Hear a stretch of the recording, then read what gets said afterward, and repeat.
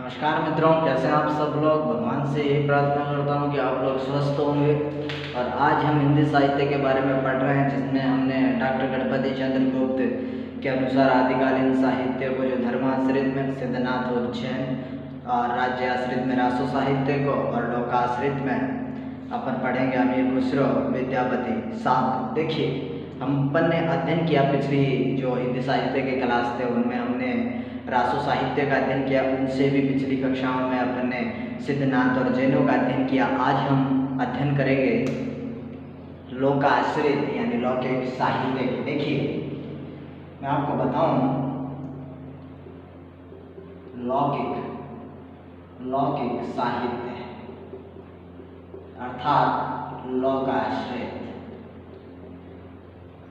इसके बारे में अपन अध्ययन करेंगे कि लौकिक साहित्य या लोकाश्रित।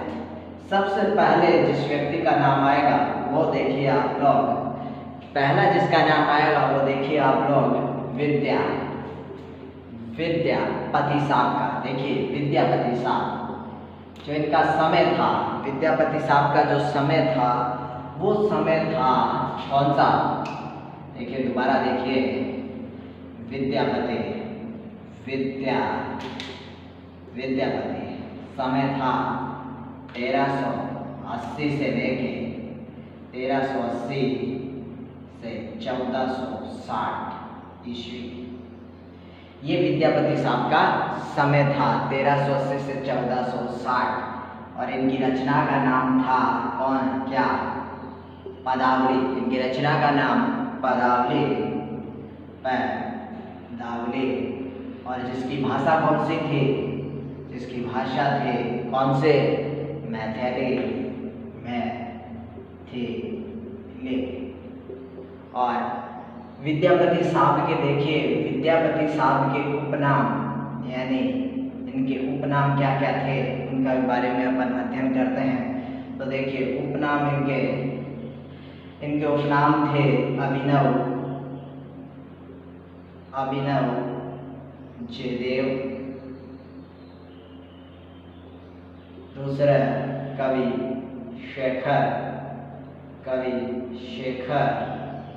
और तीसरा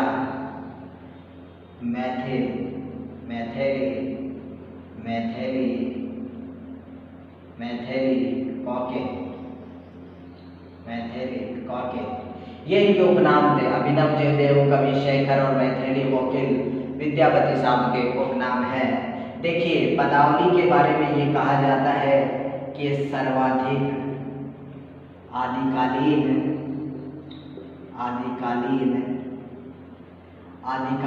देखिए, ये जो रचना है वो आदिकालीन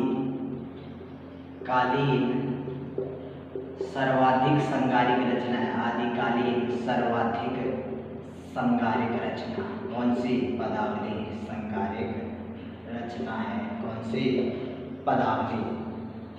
ठीक है।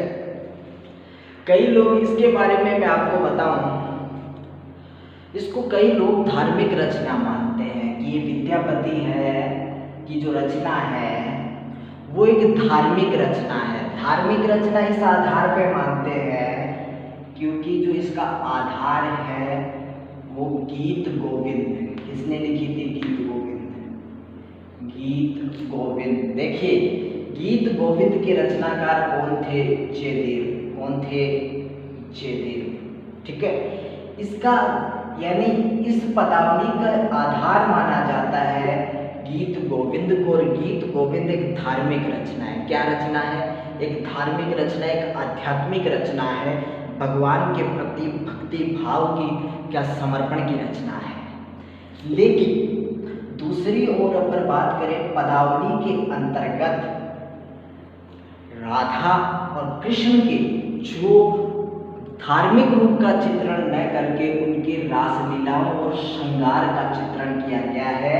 और श्रृंगार में भी संयोग और वियोग दोनों का चित्रण इस पदावली में किया गया है। इसलिए अधिकतर लोग इसे आध्यात्मिक रचना मानते हैं, इसे पदावली को, जो बिल्कुल गलत है। जबकि ये क्या है, आध्यात्मिक या धार्मिक रचना नहीं है। बल्कि ये एक सांगारिक रचना है। इसीलिए आचार्य शुक्ल ने पदावली को देखकर, जो विद्वानों का मत था कि ये आध्यात्मिक रचना है या धार्मिक रचना है, इसके विपरीत आचार्य शुक्ल साहब ने कहा, क्या कहा, देखिए मैं आपको बताऊं। आचार्य शुक्ल साहब ने कहा, आचार्य शुक्ल ने क्या कहा है इस रचना के बारे में कि विद्यापति की पदावली के बारे में आचार्य शुक्ल का मत है। उन्होंने कोटेशन दिया कि अध्यात्म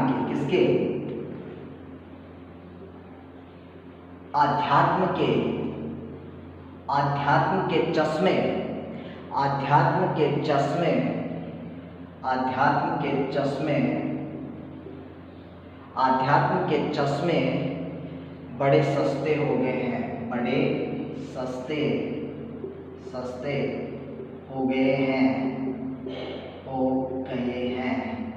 हो गए हैं। आजकल आध्यात्म के चश्मे बड़े क्या हो गए हैं, सस्ते हो गए हैं। ये किसने कहा? और आगे भी है, लंबा कोटेशन है, लेकिन आप इतना याद रखना कि आध्यात्म के चश्मे बड़े हो गए हैं। आजकल बाजार में आध्यात्म के चश्मे बड़े हो गए हैं, इसीलिए उनको पहनकर किसी भी धार्मिक या आध्यात्मिक रचना को सांगारिक रचना मान लिया जाता है, या किसी भी सांगारिक रचना को आध्यात्मिक रचना मान लिया जाता है। ये किसने कहा? आचार्य शुक्ल ने। बहुत बार परीक्षा में क्वेश्चन आता है, आध्यात्म के चश्मे बड़े सस्ते हो गए हैं बाजार में, किसने कहा? तो उत्तर आएगा आचार्य शुक्ल साहब ने। अब अपन विद्यापति की अन्य रचनाओं के बारे में अध्ययन करेंगे। देखिए,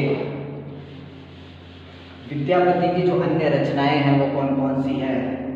विद्यापति की अन्य रचनाएं, एक है भू परिक्रमा। कौन सी है? भू परिक्रमा।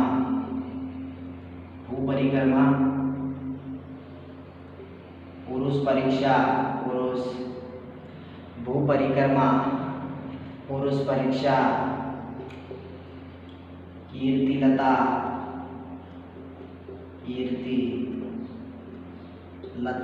और कीर्ति पताका।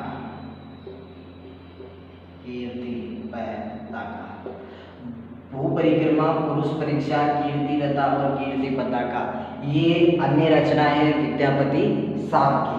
तो देखिए, ये इनका विद्यापति साहब का एक महत्वपूर्ण कोटेशन है, एक बहुत महत्वपूर्ण उनकी पंक्तियां हैं। वो हमेशा कई बार प्रश्नों में पूछा जाता है कि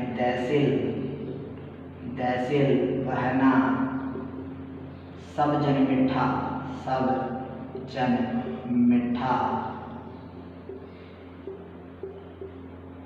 ते देसन जपाओ अवघट्टा। ये पंक्तियां हैं किसकी? विद्यापति साहब की, कि दैसिल बहना सब जन मिठा, ते देसन जपाओ अवघट्टा। ये पंक्तियां विद्यापति साहब की है। तो विद्यापति साहब के बारे में इतना ही है कि विद्यापति साहब का जो समय है वो 1380 से लेकर 1460 ईस्वी है।